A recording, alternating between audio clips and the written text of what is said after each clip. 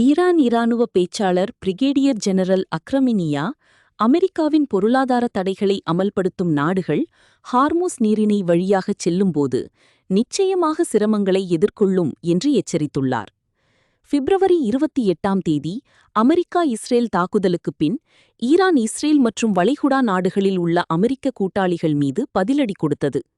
Hormuz நீரிணையும் மூடப்பட்டது. எதிரியின் எந்த இலக்கும் அடையப்படவில்லை, ஈரானின் அரசியல் சமநிலையும் சீர்குலைக்கப்படவில்லை என்று அவர் தெரிவித்தார். ஏப்ரல் 8ஆம் தேதி பாகிஸ்தான் மத்தியஸ்தத்தில் போர் நிறுத்தம் அமலுக்கு வந்தபோதிலும் இஸ்லாமாபாத் பேச்சுவார்த்தைகள் நிரந்தர ஒப்பந்தத்தை எட்டத் தவறின. ஜனாதிபதி ட்ரம்ப் போர் நிறுத்தத்தை காலவரையின்றி நீட்டித்தார். ஏப்ரல் 13ஆம் தேதி முதல் அமெரிக்கா ஈரான் கடல் போக்குவரத்து மீது கடல் தடையை விதித்துள்ளது. வணிக கப்பல்களின் சுதந்திர போக்குவரத்தை மீட்டெடுக்க ப்ராஜெக்ட் ஃப்ரீடம் தற்காலிகமாக நிறுத்தப்படுவதாக ட்ரம்ப் அறிவித்த போதிலும் அமெரிக்க தடை முழு வலிமையுடன் தொடரும் என்றும் அவர் தெளிவுபடுத்தியுள்ளார். பிராந்திய பதற்றம் தொடரும் நிலையில் ஹார்முஸ் நீரிணையின் எதிர்காலம் பற்றிய கவலைகள் அதிகரித்துள்ளன.